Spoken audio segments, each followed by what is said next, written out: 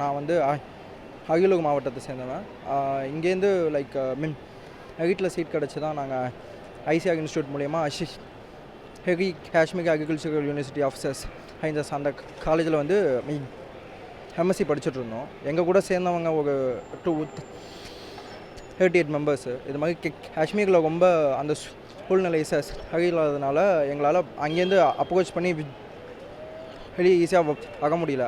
அங்கே இருக்கிற அஃபிஷியல்ஸே ரொம்ப ஹெக்டிக்கான சுச்சுவேஷன்ஸில் இருந்தாங்க. அவங்களாலையும் எங்களோட சேஃப்டியை இது பண்ணி கருதி நீங்கள் அங்கேயே இருங்க அப்படிங்கிற மாதிரி தான் சொன்னாங்க.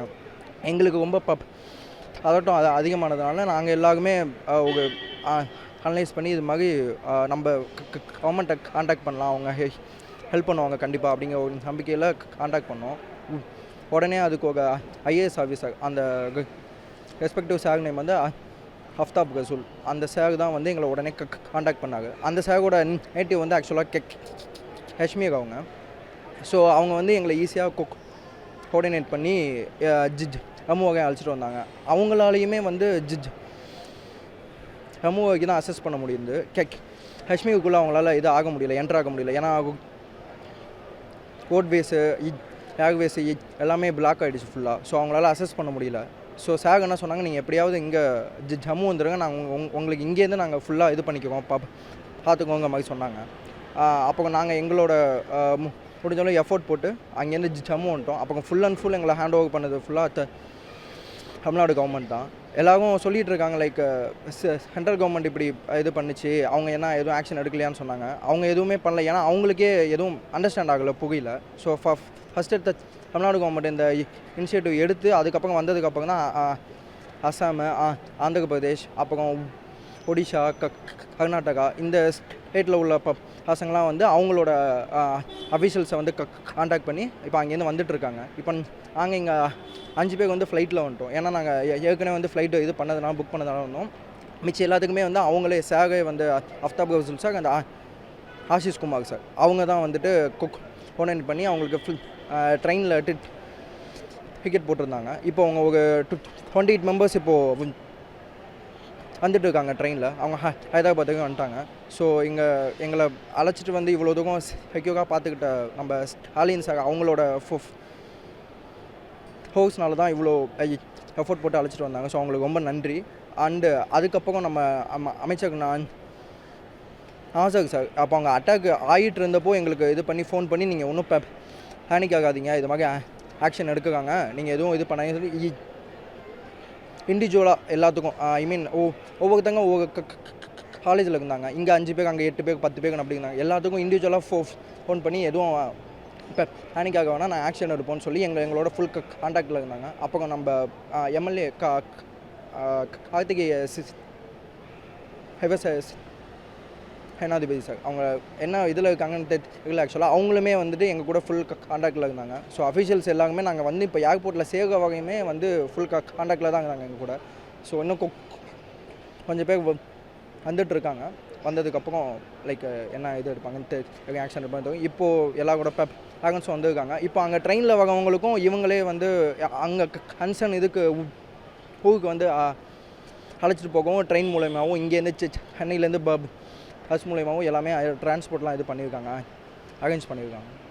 அப்போது அங்கே இருந்தப்போ மனநிலை உங்களுக்கு எப்படி இருந்தது? இப்போ எப்படி நீங்கள் வந்து செக்யூராக எப்படி நீங்கள் வந்து அங்கே நாங்கள் ஃபஸ்ட்டு நினச்சிட்டு போனது காஷ்மீர் ஃபுல்லாக செக்யூர் தான் அப்படின்னு. பட் இவ்வளோ ரொம்ப ஒரு ட்ரபிளான சுச்சுவேஷன் அங்கே இருக்கிற லைக் எங்கள் டீனோ எங்கள் ஸ்டாஃப்ஸோ அவங்களாலையுமே எதுவுமே செய்ய முடியல. ஏன்னா அவங்களே ஒரு இதில் பதட்டமான சுச்சுவேஷனில் கிட்டத்தட்ட 3 நாள் 4 நாள் இருக்கும். அந்த 7th சிந்தூர் ஆப்ரேஷனுக்கு அப்புறம் ஃபுல்லாகவே வந்து நாங்கள் ட்ரபிளில் தான் வந்தோம். ஏன்னா என்னால் தூங்கலை, எல்லாருமே வந்துட்டு எப்படி அசஸ் பண்ண முடியல. ஃபுட்டு அதெல்லாம் எந்த ப்ராப்ளமும் இல்லை, பட் ஏதாவது ஆகிடுமோ அப்படிங்கிற ஒரு பதட்டமாக இருந்தது. இங்கே வந்ததுக்கப்புறம் தான் லைக் ஓகே வந்துட்டோம் நம்ம ஊருக்கு. அந்த டெல்லிக்கு வந்துருந்தோம். டெல்லிக்கு வந்துருந்தப்பையும் அந்த ஃபீல் போகல, லைக் இன்னும் ஊருக்கு போகணுன்னு இருந்தது. அதுக்கப்புறம் இங்கே வந்ததுக்கப்புறம் தான் இப்போது ஓரளவு செக்யூராக ஃபீல் பண்ணுறோம். வணக்கம், என் பேர் கயல். நான் ஷெரி காஷ்மீர் யூனிவர்சிட்டியில் படிக்கிறேன். வேளாண்மை கல்லூரியில் படிச்சுட்ருக்கோம். கிட்டத்தட்ட ஒரு 10 பேர் நாங்கள் எங்களோட கல்லூரியில் படிக்கிறோம். மொத்தமாக ஒரு 40-50 பேர் வந்து ஃபுல் காஷ்மீரில் படிச்சுட்ருக்கோம். இந்த சூழ்நிலை நிலவும் போது வந்து பார்த்திங்கன்னா எங்களுக்கு ஒரு பதட்டமான சூழ்நிலை. எப்படி என்ன பண்ணுறதுன்னு தெரியல, அடுத்து என்ன ஆகும்னு தெரியல. ஆனால் எங்கள் யூனிவர்சிட்டி வந்து எங்களுக்கு உறுதுணையாக இருந்து இங்கே எதுவும் இங்கே சேஃபாக தான் இருக்கும், பயப்படாதீங்கன்னு நிறைய இது பண்ணாங்க. அங்கே சுற்றி உள்ள மக்களும் வந்து எங்களுக்கு ரொம்ப ஆதரவு தெரிவித்தாங்க. அவங்க பதட்டப்படாமல் அவங்க யோசித்து நீங்கள் பயப்படாதீங்கன்னு நிறைய ஆறுதல் சொல்லி எங்களை வழிநடத்தினாங்க. அப்புறம் நாங்கள் வந்து எங்களுக்கு அடுத்து என்ன ஆகும்னு தெரியல. ஸோ எல்லோரும் வீட்டுக்கு போகணும் அப்படின்ற ஒரு இதில் இருந்தோம். ஸோ அதனால் நாங்கள் வந்து சிஎம்க்கு வந்து மெயில் போட்டிருந்தோம், தமிழ்நாடு சிஎம் அவர்களுக்கு. எல்லோரும் சேர்ந்து அவங்களோட டீட்டெயில்ஸ் எல்லாம் கொடுத்து நாங்கள் மெயில் போட்டிருந்தோம். அப்புறமா வந்து அவரோட அசிஸ்ட் மூலமாக எங்களுக்கு அஃப்தாக் சார்னு சொல்லிட்டு ஒரு ஐஏஎஸ் ஆஃபீஸர், அவர் ஆக்சுவலி காஷ்மீரில் இருக்கவர், இங்கே வந்து ஐஏஎஸ்ஸாக இருக்கார். அவர் வந்து எங்களை அசிஸ்ட் பண்ணார். பர்சனலாக இண்டிவிஜுவலாக எங்களுக்கு எல்லோருடைய மென்டல் கைடன்ஸும் அவங்க கொடுத்துட்டு இருந்தாங்க. ஸோ அவங்க வந்து எப்படி வரணும், எங்களுக்கு யூனிவர்சிட்டியில் இருக்கும் போது ரோட் கிளியராக இருக்கா இல்லையா, அந்த சூழ்நிலை எப்படி இருக்குன்னு அதை பார்த்து அதை தெரிவித்து ரோட்ஸ்லாம் நல்லா கிளியர் ஆகிட்ட பிறகு எங்களுக்கு வர சொன்னாங்க. ஸோ காலேஜ் மூலமாக எங்களுக்கு பஸ் ரெடி பண்ணாங்க. அங்கேருந்து ஃபுல்லாக அசிஸ்ட் பண்ணது தமிழ்நாடு கவர்மெண்ட் அண்டர் ஐஏஎஸ்ஸரோட அசிஸ்டன்ஸ் படி. ஸோ ஜம்மு வரைக்கும் வந்தோம். ஜம்முலேயுமே ஒரு பதட்டமான சூழ்நிலை வந்துச்சு எங்களுக்கு. அந்த சமயத்துலேயும் எங்களுக்கு உணவுலேருந்து இருக்கிற இடமிலேருந்து எல்லாமே எங்களுக்கு தமிழ்நாடு கவர்மெண்ட் ப்ரொவைட் பண்ணாங்க. ஸோ அவங்க தான் டிக்கெட்ஸ்லாம் புக் பண்ணி எங்களுக்கு வர வச்சாங்க. தமிழ்நாடு பவன் வந்து டெல்லியில் நாங்கள் நேற்று ஒரு 2 மணி போல் நாங்கள் வந்திருப்போம் டெல்லிக்கு. ஃபுல்லாக வந்து எங்களை பார்த்துக்கிட்டு உணவு எங்களுக்கு கொடுத்து ஸ்டே பண்ண வச்சாங்க. ஸோ கொஞ்சம் பேர் வந்து ட்ரெயினில் போயிருக்கோம், இன்னும் கொஞ்சம் பேர் வந்து ஃப்ளைட்டில் வந்துட்டு இருக்காங்க.